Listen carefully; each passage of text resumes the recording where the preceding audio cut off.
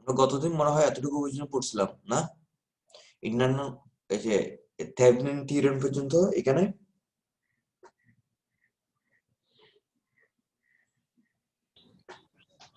Sir এটা থেকে শুরু করার কথা ছিল। না, এটা শেষ করি নাই। এই থেভেনিন থিওরেম বলছিলাম আসলে এখানে তো আমরা পার্ট পার্ট করে কেভিএল কেসিএল এর মতো ইউজ করে আমরা এখানে ফল্ট কারেন্টটা বের করছিলাম। ওইটা ব্যবহার না করে ডিরেক্টলি আমরা থেভেনিন থিওরেমের মাধ্যমে করতে পারি। কি করব, যে জায়গায় ফল্ট হয়েছে ওইখানে একটা ভোল্টেজ ধরে নেব। এখন এর সাপেক্ষে এই রেজিস্ট্যান্সটা বের করব দুই পাশের, মানে এই দুটো পয়েন্টের সাপেক্ষে। তার মানে কি এই দুটা অ্যাড হবে, এটার সাথে এটা প্যারালাল হবে, এই জিনিসটা বের হবে তখন। এখন যদি এটাকে একটু রিঅ্যারেঞ্জমেন্ট করি, এই জিনিসটা এইভাবে লেখা যায়। এটার সাথে তো এই ভিএফ এর সাথে এই দুটো তো প্যারালাল না, এই দুটো প্যারালাল, তখন এইভাবে হবে।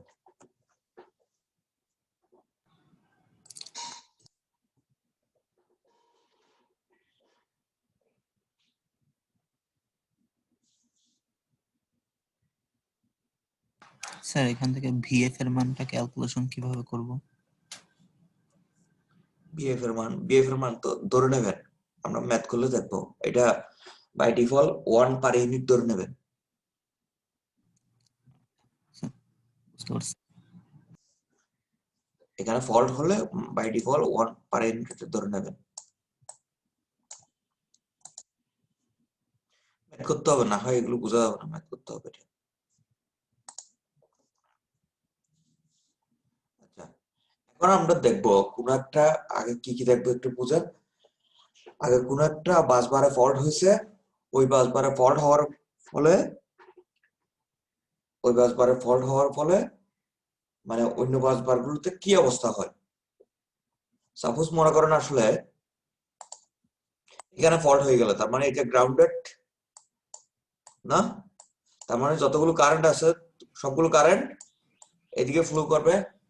বোঝা যাচ্ছে কিনা বলেন? জি স্যার বোঝা যাচ্ছে। হ্যাঁ, এখন দেখেন এই ফল্ট হওয়ার ফলে অন্য ব্রাঞ্চ গুলোতে কারেন্টের চেঞ্জ হবে না। জি স্যার। এখন আমরা ওই টার্গেটটা ওইটাই করব।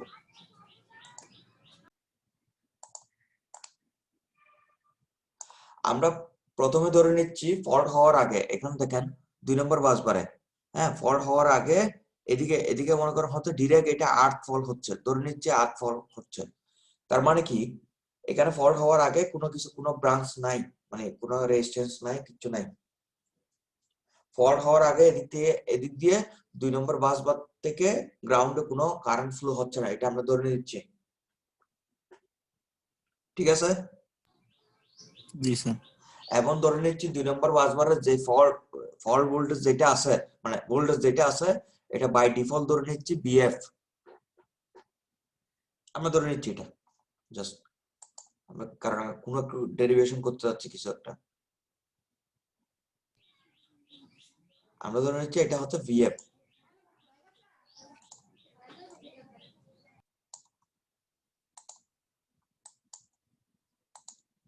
আচ্ছা, এখন যেটা হচ্ছে একটু দেখেন, আমাদের যদি এই জায়গায় যদি যদি কোনো ফল্ট না হয়, তার মানে হচ্ছে 2 নম্বর বাসবার, এই 2 নম্বর বাসবার থেকে যদি এখন গ্রাউন্ড গ্রাউন্ড মনে করেন এদিকের গ্রাউন্ড এটা, মাঝখানে তো একটা ভোল্টেজ থাকবে নাকি,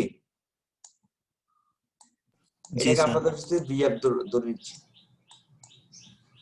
এখন মনে করেন যদি ফল্ট হয়, ফল্ট যদি হয়ে যায় তখন কি হবে আসলে, এই বাসবার থেকে গ্রাউন্ডের সাথে ডিরেক্টলি কানেক্টেড হয়ে যাবে। জি স্যার। তখন এই ফল্ট ভোল্টেজটা কত হবে? 0 পার 0 ইউনিট। 0। সো আমরা এই জিনিসটাকে অন্যভাবে ইন্ট্রোডিউস করতে যাচ্ছি। আমরা যদি এটা পজিটিভ এদিকে হয়, আমরা যদি একটা নেগেটিভ ভিএফ অ্যাড করি, মানে 0 বানানোর জন্য আমরা একটু, তার মানে একই কথা না, বোঝা গেছে কিনা বলেন? জি স্যার। আমরা এই জিনিসটাই এখানে এখানে করতেছি, একটু দেখেন। এটা তো ফল্ট হওয়ার পর, মানে এই দুইটা মিলে আসলো যাতে 0 হয়, ওইটা না? আমরা জি আসলে স্যার। এক্সপ্রেস করতে যাচ্ছি আপনাদের অবস্থাটা কি হয় দেখি। এটা তো বুঝছেন এটা কেন, এ, দেখেন এটা কিন্তু পজিটিভ ভিএফ, এটা কিন্তু নেগেটিভ ভিএফ, তার মানে ওভারঅল কি এটা দুইটা কাউন্ট মিলে 0। 0। 0।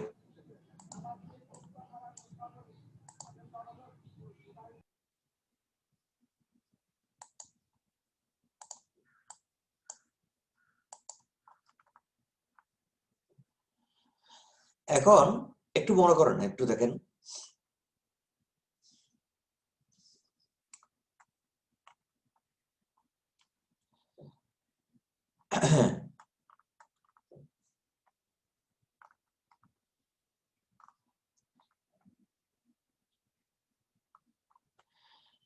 এটা এটা বোঝাচ্ছে আসলে 1 নম্বর 2 নম্বর 3 নম্বর 4 নম্বরে কতটুকু ভোল্টেজ চেঞ্জ হয়েছে, এই ফল্টের কারণে এখানে কতটুকু ভোল্টেজ চেঞ্জ হয়েছে। আমরা ডেল ভি ওয়ান কি আমরা জানি না, কিন্তু ডেল ভি টু তো জানি না, এটা কতটুকু পরিমাণ চেঞ্জ হয়েছে, -VF। মাইনাস ভিএফ, এতটুকু আমরা জানি না, এতটুকু আমরা জানি না। এরকম একটা 4x4 ম্যাট্রিক্স জাস্ট।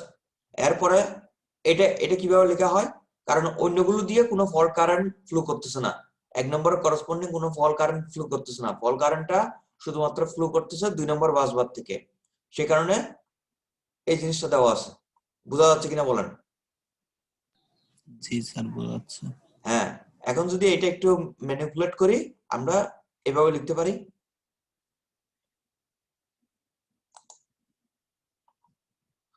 এটা যদি ম্যানিপুলেট করি আমরা এভাবে লিখতে পারি, জি স্যার। পরে আমরা এভাবে লিখতে পারি এটা,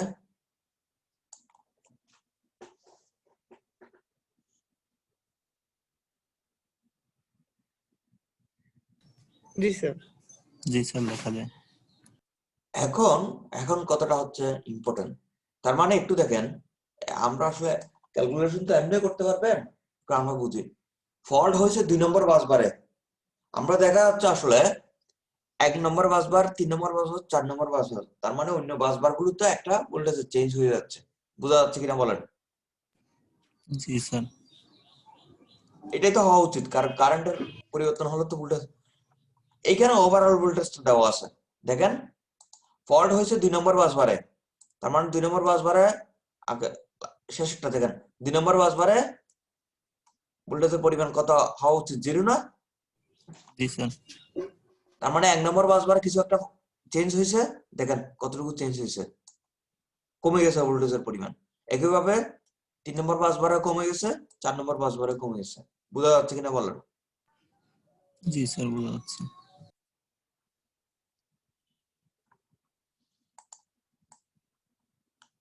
তার মানেটা কি, কোনো একটা জায়গায় যদি ফল্ট হয় অন্যান্য বাসবার গুলোতে, আশেপাশের বাসবার গুলোতে কিন্তু আহ, মানে ভোল্টেজের পরিমাণ কমে যাবে। এর কারণটা হচ্ছে কি, আশেপাশের বাসবার গুলো আসলে ফল্ট কন্ট্রিবিউশনে অবদান লাগবে।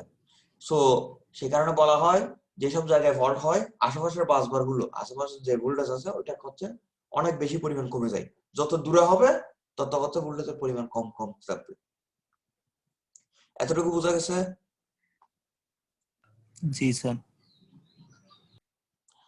এখন একটু আপনারা তার মানে একটু দেখেন, আমরা ফল্ট কারেন্টটা খুব দ্রুত বের করতে পারি, যদি কোন বাস বারে ফল্ট হয়েছে ওইটা জানি, আমরা ফল্ট কারেন্টটা খুব দ্রুত বের করতে পারি।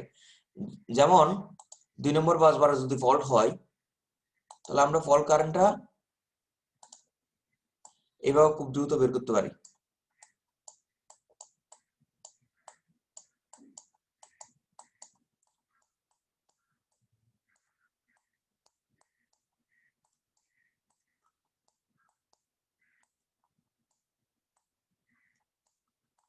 এভাবে খুব দ্রুত বের করতে পারি ফল্ট কারেন্টটা।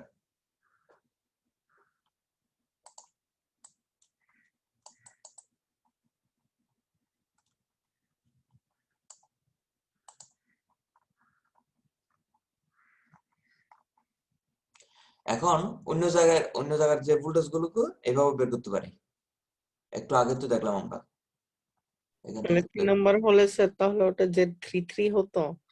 হ্যাঁ হ্যাঁ হ্যাঁ হ্যাঁ 3 হতো। অন্য জায়গার যে ভুলটা দেখেন, কোন জায়গায় যদি এই যে এদিকে থাকেন উপরের দিকে, যদি আপনি 3 নম্বর ভোল্টেজটা বি এর তো আছে 1 মাইনাস Z22 হচ্ছে নিচে হবে, Z32 হবে।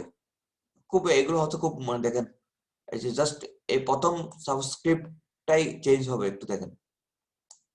যদি 4 নম্বর হয় 1 minus Z42 divide by Z22, মানে এটা হচ্ছে ফল্ট হচ্ছে 3 নম্বরে 2 নম্বরে, সেখানে Z22 আর ওইদিকে হচ্ছে সব দিক দিয়ে শেষের অংশ শেষের সাবস্ক্রিপ্টে 2 আছে। একইভাবে একটু দেখেন, এই যে আইজে মানে কোন একটা 1 থেকে 2 তে, এই যে সরি 4 থেকে 2 এ, মানে 4 থেকে 2 এ কি পরিমাণ ফল্ট কারেন্ট যাবে, কি পরিমাণ কারেন্ট যাবে, ওটা আমরা বের করতে পারি, কারণ আমরা ভোল্টেজ জানি এবং হয়তো তার ইম্পিডেন্স জানি directly. V4 minus V2 divide by তাদের মধ্যকার ইম্পিডেন্স হচ্ছে এক্ষেত্রে এই যে এটা যে 0.2, এটা আমরা জানি। আমরা খুব দ্রুত তাহলে ক্যালকুলেশন করতে পারি। এতটুকু বোঝা গেছে? জি জি স্যার। স্যার। স্যার এই ক্ষেত্রে কি আমরা ডিরেক্ট লিখতে পারবো, মানে কোনো কি মানে দেওয়া লাগবে, নোট দেওয়া লাগবে? না না না না না, আমরা ডিরেক্ট লিখতে পারবো। আমাদের মেইন কাজ হচ্ছে আসলে প্রত্যেক পয়েন্টে ভোল্টেজটা বের করে, কারণ এগুলো তো কোনো চেঞ্জ হচ্ছে না, এটা তো ইম্পিডেন্স জাস্ট, কিন্তু চেঞ্জ হচ্ছে কি এই জায়গার ভোল্টেজ, এই জায়গার ভোল্টেজ চেঞ্জ হচ্ছে, সেই কারণে এদিকে কারেন্টের পরিমাণ চেঞ্জ হচ্ছে, কিন্তু ইম্পিডেন্স কি চেঞ্জ হচ্ছে? না স্যার। হ্যাঁ ওইটি। সিদ্দিক জামান কত পাইছিলেন পরীক্ষায়? স্যার 16। কি লিখছেন আসলে, কি আপনি কি কিছু বুঝতে পারছেন কি লিখছেন, এত কাটাকাটি করছেন? আসলে আমার ক্যালকুলেশন একটু ভুল গেছে, মানে ওই 210/11 ইন্টু হ্যাঁ 10.45, এটা 105 হয়ে গেছিল, ওইটা 209 হবে। যাই হোক, দিলাম ক্যালকুলেশন প্রসেস দেখে মার্কস দিলাম। আচ্ছা, ধন্যবাদ স্যার। এখন আমরা একটু দেখবো কিভাবে সার্কিট ব্রেকার আসলে সিলেকশন করব। ওই দিনে আমরা বলছিলাম সার্কিট ব্রেকার সিলেকশন করার সময় আমাদের কি কি খেয়াল রাখতে হবে, এটা কিন্তু একদম 3-4 দিন যাওয়াত বলতেছি আমরা। Fault current. হ্যাঁ, ফল্ট কারেন্ট কি? ম্যাক্সিমাম ফল্ট কারেন্ট যেটা। হ্যাঁ, মোমেন্টারি কারেন্ট কি করতে হবে? পাস করে দিতে হবে। পাস করে দিতে হবে। আবার যে ভোল্টেজ আছে, মানে যে ভোল্টেজ ক্রিয়েট হয় ফল্ট হওয়ার মানে ইন্টারাপ্ট করার পর, ওইটা অবস্থা ওইটা এক্সটেন্ড করতে হবে, মানে ওইটা সহ্য করতে হবে। বুঝা গেছে এই তিনটা? আচ্ছা, এখন একটু আমরা একটু জিনিস দেখবো, সেটা আসলে short circuit MVA, base MVA. Short circuit MVA কি? √3 VL IL, মানে আইএসসি শর্ট সার্কিট যখন হয় তখন এটাকে হচ্ছে এমভিএ তে কনভার্ট করার জন্য আমরা এই জিনিসটা দিলাম, কারণ এদিকে কেভি আছে, এদিকে এই কারেন্টটাকে আমরা কিলো অ্যাম্পিয়ারে নিয়ে গেলাম, তার মানে এমভিএ হয়ে গেল। এইভাবে বেস এমভিএ তে আমরা √3 VL IS এই জিনিসটা আমরা লিখতে পারি। এখন short circuit MVA in per unit, এটা যদি আমরা লিখতে চাই তখন আমরা কি করব আসলে, এই যে দেখেন টোটাল নমিনাল কেভি আর বেস কেভি সাধারণত একই হয়, নমিনাল কেভি আর বেস কেভি সাধারণত একই হয়। সো বাকি থাকে হচ্ছে আসলে আইএসসি বাই আই বেস।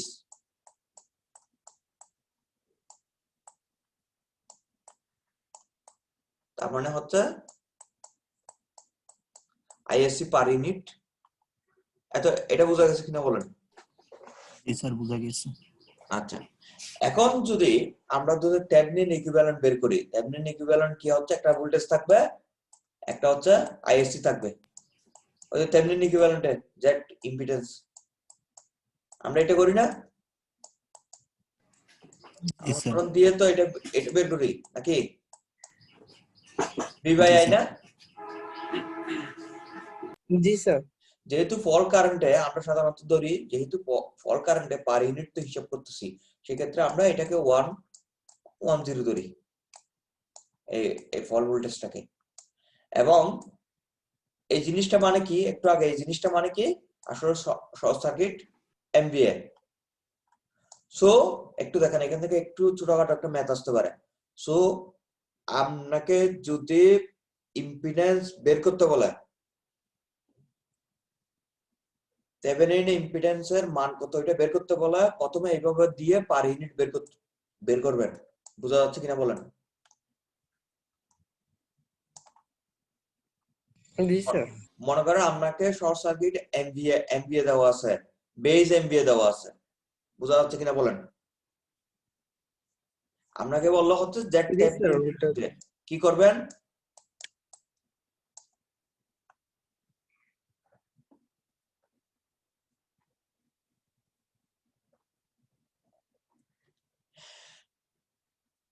কি দেওয়া আছে? শর্ট সার্কিট এমভিএ দেওয়া আছে, বেজ এমভিএ দেওয়া আছে, ঠিক আছে? জি স্যার। জি স্যার। আর নমিনাল ভোল্টেজ দেওয়া আছে। আপনাকে বললো জেড থেভেনিনটা বের করতে, জেড থেভেনিনের মান বের করতে, নট পার ইউনিট। কি করবেন, কেউ কি বলতে পারবেন? এই সিটি জামান বলুন, তাড়াতাড়ি বলুন। কোনটা দেওয়া আছে? প্রথমে শর্ট শর্ট সার্কিট। সার্কিট হ্যাঁ বলেন। এমভিএ থেকে হচ্ছে ক্যালকুলেশন করে আপনার শর্ট এমভিএ বের করব, তারপরে বেজ এমভিএ থেকে হচ্ছে আপনার বেজ কেবি যখন দেওয়া থাকবে ওখান থেকে বেজ এমভিএ বের করবো, তো এটা ভাগ দিয়ে শর্ট সার্কিট বের করবো যে দিয়েছে। এত কিছু করা লাগে? দেখেন, শর্ট সার্কিট এমভিএ কে বেস এমভিএ দ্বারা আমরা ভাগ দেব। Short circuit MVA per unit পাওয়া যাবে। বোঝা যাচ্ছে কিনা বলেন? জি স্যার। তো 1 by short circuit MVA per unit হচ্ছে জেড থেভেনিন পার ইউনিট, ঠিক আছে? জি স্যার। এখন জেড বেসটা বের করলে, জেড বেসের সাথে এটা যদি জেড থেভেনিন পার ইউনিট গুণ করলে তো অ্যাকচুয়াল জেড থেভেনিনটা পাওয়া যাবে। জি স্যার। এটাই ছিল।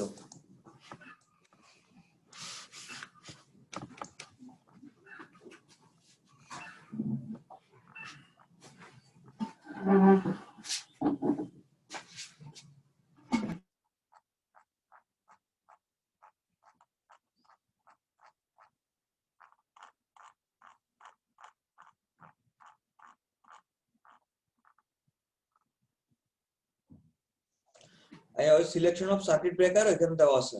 এটা হচ্ছে ইনস্ট্যান্টেনিয়াস কারেন্ট যাতে ফ্লো করতে পারে, এবং হচ্ছে এই যে টোটাল কারেন্ট, ওইটা যখন মানে যখন কন্ট্যাক্ট হচ্ছে পার্ট ইন্টারাপ্ট যাতে করতে পারে। এখানে জিনিসটা হচ্ছে কি, ইনিশিয়াল সিমেট্রিক্যাল কারেন্ট যেটা আছে, যেটা বলা হয়, যদি কোনো জায়গায় যদি সিমেট্রিক্যাল কতটা উল্লেখ থাকে, তখন এখানে ধরে নিতে হবে এখানে ডিসি কোনো ইনক্লুড নাই। যদি ডিসি ইনক্লুড করা হয়, সে তার মানটা অবশ্যই সিমেট্রিক্যাল কারেন্ট থেকে অনেক বেশি হবে, কারণ ডিসি ইনক্লুড করার ফলে ইনিশিয়াল সিমেট্রিক্যাল কারেন্টের মান অনেক বেশি বেড়ে যাবে, একটা তো ডিসি কম্পোনেন্ট থাকবে। তখন হচ্ছে ওইটাকে মুভমেন্ট সাবট্রানজিয়েন্ট কারেন্ট, তার মানে হচ্ছে ওই ওই মানটা সাধারণত 1.6 টাইমস হয়ে যায়। বোঝা যাচ্ছে কিনা বলেন? কোন জায়গায় যদি ইনিশিয়াল সিমেট্রিক্যাল কারেন্ট কথা উল্লেখ থাকে, তখন বুঝতে হবে এই জায়গায় আসলে ডিসি ইনক্লুড নাই। যদি ডিসি ইনক্লুড করা হয়, তখন আসলে আমাদের কারেন্টের ভ্যালু, যে আরএমএস ভ্যালু, ওভারঅল আরএমএস ভ্যালুটা 1.6 টাইমস, থাম্ব রুল আর কি, 1.6 টাইমস ওইটা বেড়ে যায়। এবং আমরা সার্কিট ব্রেকারটা ডিজাইন করি যাতে হচ্ছে হাফ সাইকেল পর্যন্ত এটা আসলে ক্যারি করে, এর বেশি হলে যাতে এটা ইন্টারাপশন হয়।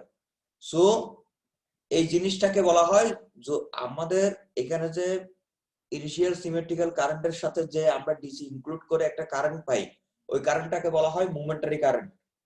বোঝা যাচ্ছে কিনা বলেন? জি স্যার, বোঝা যাচ্ছে। সো মোমেন্টারি কারেন্ট এবং ইনিশিয়াল সিমেট্রিক্যাল কারেন্টের মধ্যে কি কোনো ডিফারেন্স আছে? না স্যার। কি ডিফারেন্স? না স্যার, একই তো। একই কিভাবে হলো? ইনিশিয়াল সিমেট্রিক্যাল কারেন্টে কি আমরা ডিসি ইনক্লুড করি, ডিসি পোরশনটা? না স্যার। তো কিন্তু মোমেন্টারি কারেন্টে কি ইনক্লুড করি? স্যার করি। হ্যাঁ করি। তার মানে কি কোনটা বেশি বড় হওয়া উচিত, মোমেন্টারি কারেন্ট নাকি ইনিশিয়াল সিমেট্রিক্যাল কারেন্ট? মোমেন্টারি কারেন্টটা বেশি মোমেন্টারি হয়। কারেন্ট কত গুণ সাধারণত বেশি হয়? 1.6 টাইম। 1.6 টাইমস। এটা হচ্ছে 5 কেভি এর জন্য সাধারণত। ঠিক আছে?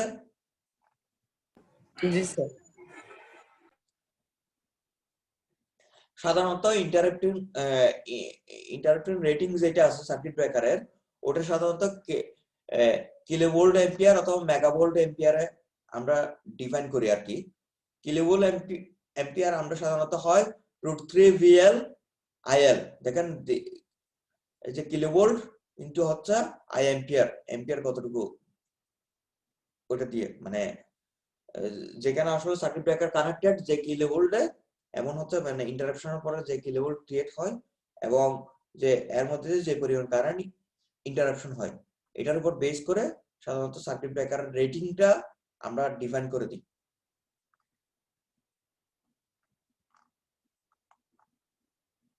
এই জিনিসটা কেউ কি আমাকে বোঝাতে পারবেন জিনিসটা কি হচ্ছে? এই জিনিসটা একটু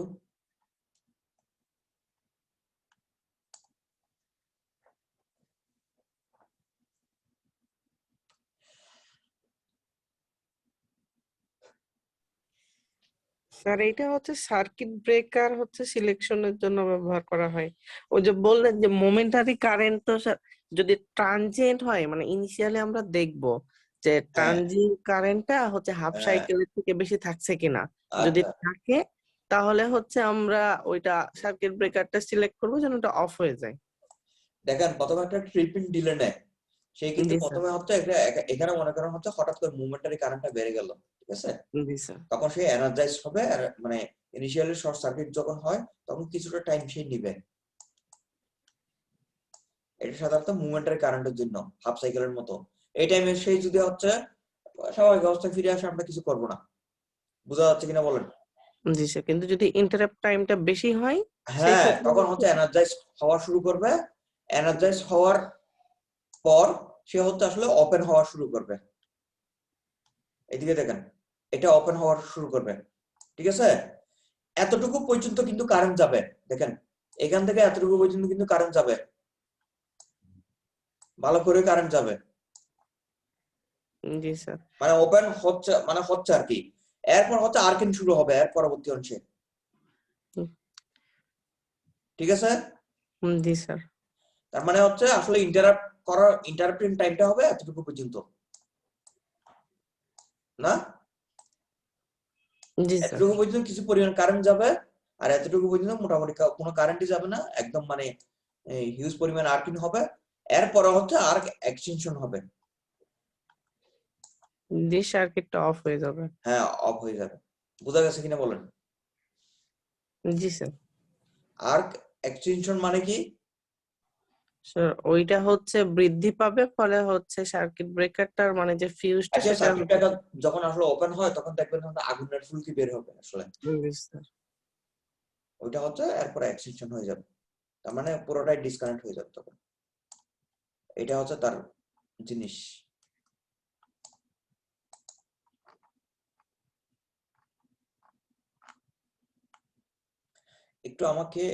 আমি কয়েকটা মিনিট একটু ব্রেক নেব।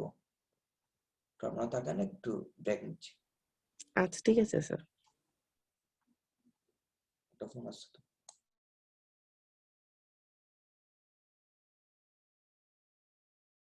শুরু করি। আমরা এখন সার্কিট ব্রেকার আসলে সিলেকশনের একটু ব্যাপার সেবার বলবো, মানে একদম রিয়েল লাইফ কেমনে করে। সেটা হচ্ছিল আমাদের সার্কিট ব্রেকারের যে রেটিং নমিনাল যে ভোল্টেজ ক্লাস, যে ওটা দিয়ে সাধারণত আইডেন্টিফাই করা হয়। সাথে সাথে এখানে আর কিছু জিনিস জিনিসের উপর বেস করে ওইটাকে আইডেন্টিফাই করা হয়, মানে সিলেক্ট করা হয়, স্পেসিফাইড করা হয়। সেটা হচ্ছে rated continuous current, rated maximum voltage, এই জিনিসগুলো rated continuous current, rated maximum voltage, rated maximum voltage এবং ভোল্টেজ রেঞ্জ ফ্যাক্টর কে এবং রেটেড শর্ট সার্কিট কারেন্ট এট রেটেড ম্যাক্সিমাম কেভি। এখন দেখেন কেটা ডিফাইন করা হয় সাধারণত রেটেড ম্যাক্সিমাম ভোল্টেজ কতটুকু, কারণ এটার উপর বেস করে একটু পরে আমরা দেখব একটা ম্যাথ দেখলে রেটেড মিনিমাম ওই সিস্টেমের মিনিমাম ভোল্টেজ কতটুকু এটার উপরই।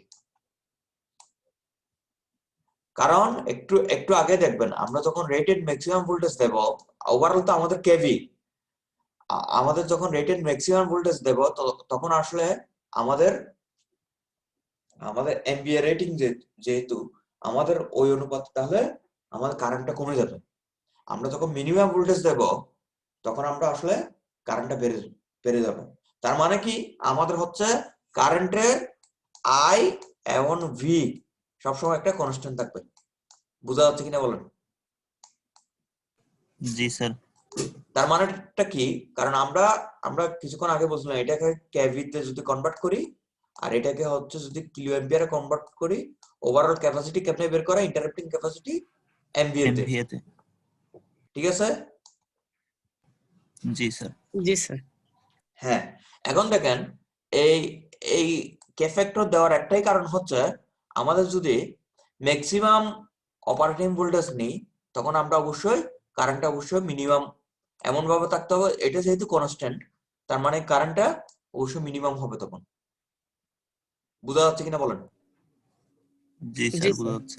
হ্যাঁ, এখন ওইটাই বলা হচ্ছে আসলে এখানে কে ডিটারমাইন্স দ্য ভোল্টেজ ওভার, মানে এমন রেঞ্জে গিয়া করে যেখানে আসলে এই দুটা জিনিস হচ্ছে কনস্ট্যান্ট থাকে, এটার উপর বেস করে কে ডিটারমাইন করা হয়।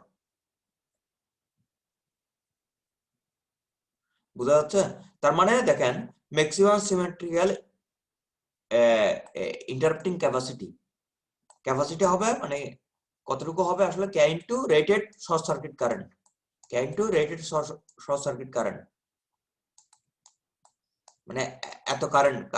কারণটা কি, কে এর উপর বেস করে তো আমরা হচ্ছে এই যে আইটা ডিভাইন হবে। বোঝা যাচ্ছে কিনা বলেন? একটু আমরা যদি ম্যাথ দেখি, একটু দেখেন, ম্যাথ দেখলে মনে হয় এটা জিনিসটা আরো ক্লিয়ার হবে। পরে একটা ম্যাথ আছে।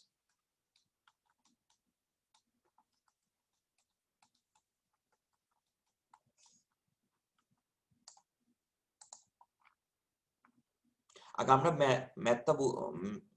ম্যাথটা আগে বোঝার ট্রাই করি।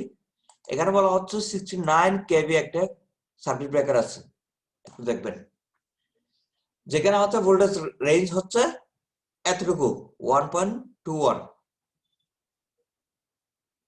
তার মানে কি এখান থেকে আমরা,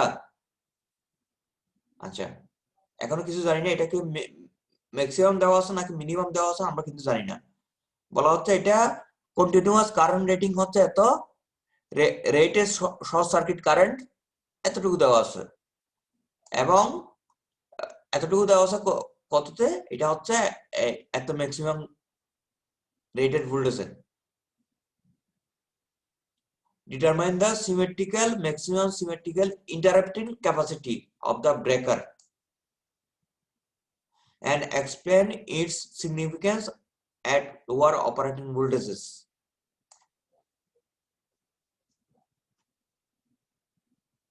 কোশ্চেনটা বুঝছেন কিনা বলেন আগে?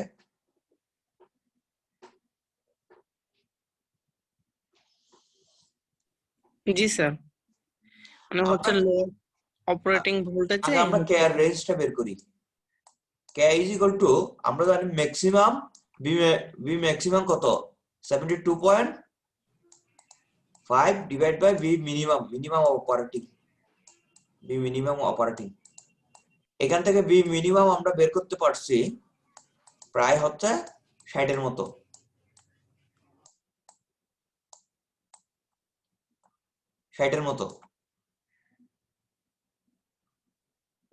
বোঝা যাচ্ছে কিনা বলেন? জি স্যার। জি স্যার। আচ্ছা, এখানে তার মানে হচ্ছে আমি যখন 60 ভোল্ট দেব তখন আমার হচ্ছে ম্যাক্সিমাম ইন্টারাপ্টিং ক্যাপাসিটি, ম্যাক্সিমাম কারেন্টটা পাওয়া উচিত। জি স্যার।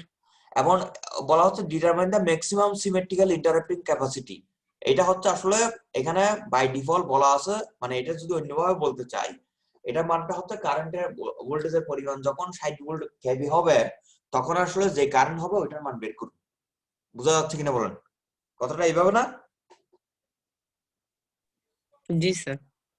কারণ হচ্ছে ম্যাক্সিমাম ইন্টারাপ্টিং ক্যাপাসিটি কারেন্ট কখন পাবো? যখন আসলে 60 কেভি হবে। এটা তো বোঝা জি যাচ্ছে। স্যার। কারণ জি। আমরা জানি ভোল্টেজ যদি কমবে কারেন্ট বাড়বে, কারেন্ট কমলে ভোল্টেজ বাড়বে। ঠিক আছে? তার মানে জি স্যার। ম্যাক্সিমাম ইন্টারাক্টিং ক্যাপাসিটি হবে কতটুকু আসলে, যেটা rated short circuit current into 1.21। এটা কখন হবে? এটা আসলে 60 কেভি তে এই জিনিসটা পাওয়া যাবে। বোঝা যাচ্ছে কিনা বলেন? জি স্যার, বোঝা যাচ্ছে। এখন যদি আপনাকে বলে 72 কেভিতে, তার মানে কত কত 72 কেভি যদি আমরা হচ্ছে ম্যাক্সিমাম রেটেড ভোল্টেজ সিলেক্ট করি তখন আমাদের যে শর্ট সার্কিট ক্যাপাবিলিটি কত হবে? স্যার 1.21 দিয়ে ভাগ করে দিব। কোনটাকে ভাগ করব? 19,000-কে। আসলে কি 19,000 কি ভাগ করতে হবে? সিদ্দিক জামান বলেন। স্যার আমাদের আমরা ভাই ওইটুকু করতে পারি। না না না, আমরা ভাগ করবো না, কারণ আমাদের এখানে দেওয়াই আছে, আসলে জি স্যার, ওইটা দেওয়াই আছে। দেওয়াই আছে, ওইটা জি আমাদের স্যার। কিছু করা লাগবে না। এখন মনে করেন আপনাকেও হচ্ছে অন্য জায়গায় মনে করেন 66 কেভিতে আপনি ইন্টারাপ্টিং ক্যাপাসিটি বের করতে পারবেন না? ওকিং নিয়মের মতো, জি স্যার। ওকিং নিয়মের মতো। কারণ হচ্ছে দেখেন 72.5 যখন হবে, 72.5 হলে আপনি পাচ্ছেন হচ্ছে আসলে 19,000 মতো। ঠিক আছে? তার মানে 66 এ বেশি পাবেন না কম পাবেন, এটা বলেন। কম পাবো। এই 66 এ কারেন্ট কম পাবেন না সরি বেশি স্যার, পাবেন? বেশি পাবো, স্যার বেশি বেশি পাবো। পাবো। হ্যাঁ বেশি পাবো। ভোল্টেজ বেশি কমে গেলে পেতে হলে কারেন্ট বাড়বে। যেটা করার দরকার ওইটাই করবেন, এটাই। বোঝা যাচ্ছে কিনা বলেন? জি স্যার। তার মানেটা কি আসলে দেখেন, এখানে যখন আসলে আপনি হচ্ছে এই যে এই সার্কিট ব্রেকারে সর্বোচ্চ, এই সার্কিট ব্রেকার এই কেয়ার এই মান থেকে বোঝা যায় এই সার্কিট ব্রেকার সর্বোচ্চ কত পরিমাণ কারেন্ট হ্যান্ডেল করতে পারবে। জি স্যার। কত পরিমাণ কারেন্ট হ্যান্ডেল করতে পারবে? রেটেড শর্ট সার্কিট কারেন্টের সাথে কে মাল্টিপ্লাই করলে যেটা পাওয়া যাবে। এটা কত? স্যার, এই ক্ষেত্রে 22,990। হ্যাঁ 990। 22,990 থেকে কি বেশি বেশি হতে পারবে? না স্যার। কারণ এটা কেয়ার উপর, মানে কেটা এমন ভাবে ডিফাইন করতে হয়। আর মিনিমাম কত কারেন্ট ক্যারি করতে পারে সাধারণত, মানে মিনিমাম না, মানে মিনিমাম এটা ইন্টারাপ্টিং ক্যাপাসিটি বলা উচিত। মিনিমাম ইন্টারাপ্টিং ক্যাপাসিটি কত হতে পারে? ওটা হচ্ছে রেটেড যে কারেন্টটা দেওয়া থাকবে ম্যাক্সিমাম ভোল্টের জন্য, মানে ইয়া, রেটেড যে এটা এখানে কত? এখানে হচ্ছে 1900, মানে 19,000। তার মানে এটা হচ্ছে আসলে 19,000 থেকে শুরু করে 22,990 এম্পিয়ার এর মধ্যে কাজ করে। বোঝা যাচ্ছে কিনা বলেন? ভোল্টেজের জি উপর স্যার। ভেরি করে। বোঝা গেছে? জি স্যার। এই ম্যাথটা তো বুঝছেন না? এটা একটু জি দেখবেন, স্যার। এটা পরীক্ষা আসতে পারে, একটু চেঞ্জ চেঞ্জ করে হলো।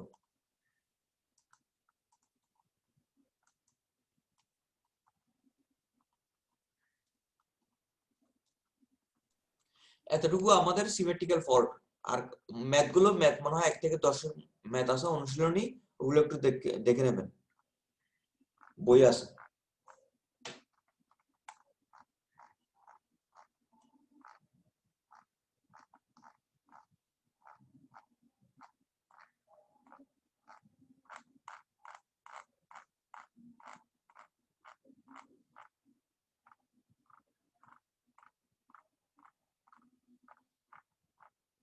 আমরা এরপর শুরু করব সিমেট্রিক্যাল কম্পোনেন্ট, কাজ আছে। আমরা এতক্ষণ যাবত যেগুলো পড়ছিলাম এটা হচ্ছে সিমেট্রিক্যাল ফল্ট।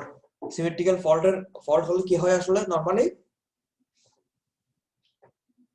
সিমেট্রিক্যাল ফল্ট হলে স্যার ভোল্টেজ কমে যায়, কারেন্ট বেড়ে যায়। কারেন্ট বেড়ে যায়, এটা তো সব ফল্টে হয়। তিনটা ওই যে ব্যালেন্স থাকে, ফর কারেন্ট হোক আর ফর ভোল্টেজ হোক, আমাদের হচ্ছে ব্যালেন্স থাকবে। তিনটা যদি ফর কারেন্ট আমরা অ্যাড করি সাধারণত এটা হচ্ছে সামেশন 0 হবে, জি স্যার। অ্যাঙ্গেল সহ যদি ধরি।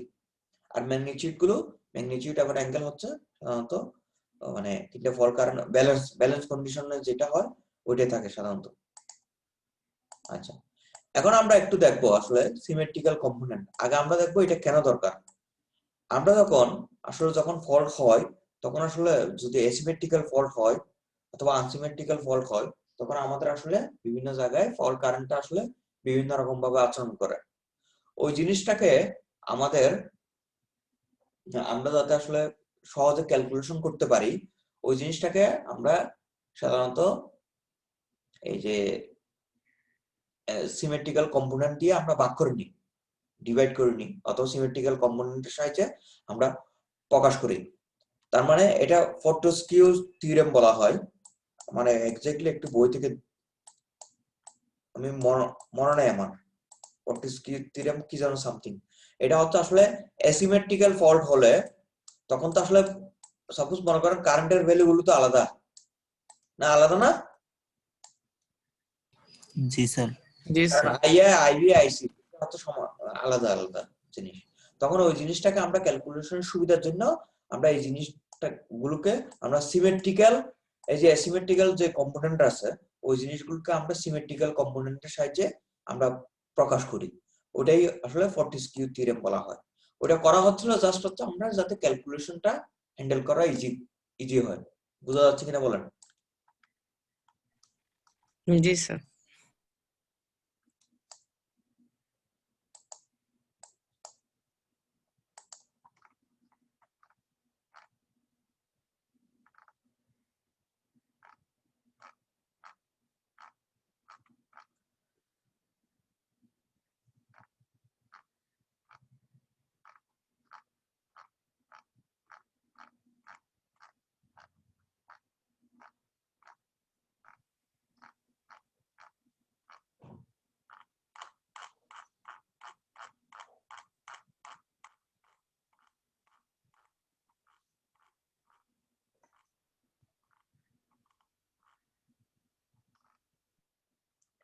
এটা কি আমরা এখন দেখবো আসলে ওয়াই ডেল্টা সার্কিট। এখানে ওয়াই ডেল্টা, এটা তো ওয়াই ডেল্টা সার্কিট, এটা হচ্ছে ডেল্টা, এটা ওয়াই সার্কিট। এখানে কি নিউট্রাল আছে ডেল্টাতে? না না স্যার। স্যার। এখানে নিউট্রাল আছে। তার মানে জি দেখেন এখানে কিন্তু ডিভাইড হয়ে যাচ্ছে কি, এখানে ডিভাইড হয়ে যাচ্ছে কারেন্টটা। এখানে লাইন টু লাইন ভোল্টেজ এবং ফেস টু ফেস ভোল্টেজ কিন্তু সমান। আচ্ছা, এখন আমরা এই জিনিসটাকে আসলে কম্পোনেন্টের সাহায্যে ভাগ করার ট্রাই করব, আসলে সিমেট্রিক্যাল কম্পোনেন্টের সাহায্যে বের করার ট্রাই করব। তার আগে আমরা কিছু জিনিস একটু বুঝে নিই। আসলে এই স্লাইডে একটু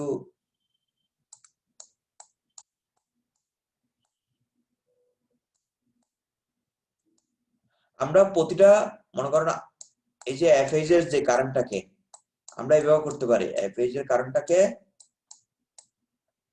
জিরো সিকোয়েন্স, পজিটিভ সিকোয়েন্স, 1, আবার নেগেটিভ সিকোয়েন্স এভাবে লিখতে পারি। এ ফেজের যে কারেন্ট এটাকে আমরা লিখতে পারি। একইভাবে বি ফেজের কারেন্টটাকে আমরা জিরো সিকোয়েন্স, পজিটিভ সিকোয়েন্স,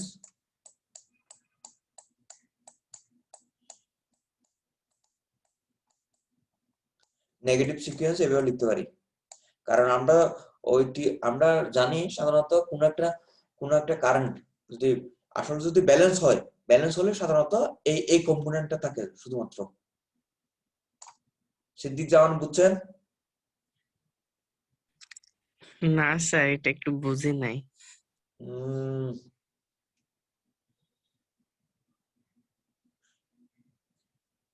এইটা কেন থাকে এটা ঠিক বুঝলাম না স্যার, একটু ব্যাখ্যা করলে ভালো হয়। উম, একটা স্লাইড বানাতে হবে কালকে, এটার সাথে অ্যাড করে দেবো। আমি খেয়াল করি নাই, একটা স্লাইড হচ্ছে আমাদের বানাতে হবে। আচ্ছা একটা কথা, আমাকে কয়েকটা এক্সট্রা ক্লাস দিতে হবে, কোন দিন পারবেন আপনারা বলেন তো? আমি তো মাঝখানে অনেকদিন ক্লাস নিতে পারি নাই, একটু আমার হচ্ছে 2-3টা এক্সট্রা ক্লাস লাগবে, 3টা। স্যার এক্সট্রা ক্লাসে আর একটু মানে আর 1-2 উইক একটু পরে নিলে স্যার ভালো হয়। না এখন স্যার একদিন আসলে পরে হচ্ছে আমার মানে আমাদের কাজও বেড়ে যাবে, আমি মনে হয় 1 সপ্তাহ আবার ছুটি নিতে পারি, আমার একটু দেশের বাইরে যাবো। তো মানে এক্সট্রা ক্লাস একটু মানে কোন সময় করলে ভালো হয় একটু বলেন। মানে স্যার আগামী উইকে মানে আগামী উইকে অথবা হচ্ছে আপনারা করেন, হ্যাঁ আগামী উইকে করলে ভালো হয়। তাহলে স্যার মানে নেক্সট ক্লাসে স্যার আপনাকে জানাবো। মানে এই উইকে স্যার কোনো ফাঁকা নাই তো, নেক্সট উইকে চাইলে স্যার আমি জানাবো স্যার। হ্যাঁ কয়েকটা এক্সট্রা ক্লাস নিয়ে, কারণ এগুলো হচ্ছে আসলে এখানে তো হাতে কলমে পড়াতে পারলে অনেক ভালো হতো জিনিসগুলো। যাই হোক আজকে এই পর্যন্ত, কারণ আমাকে নতুন দেখছি, নতুন কিছু জিনিস অ্যাড করতে হবে এখানে। আচ্ছা স্যার। আর অ্যাটেন্ডেন্সটা দিয়ে দেন সবাই স্যার দেশের বাইরে গেলে স্যার কয়দিন পরে আসবেন? একসাথে পরে। আচ্ছা স্যার, সমস্যা নেই।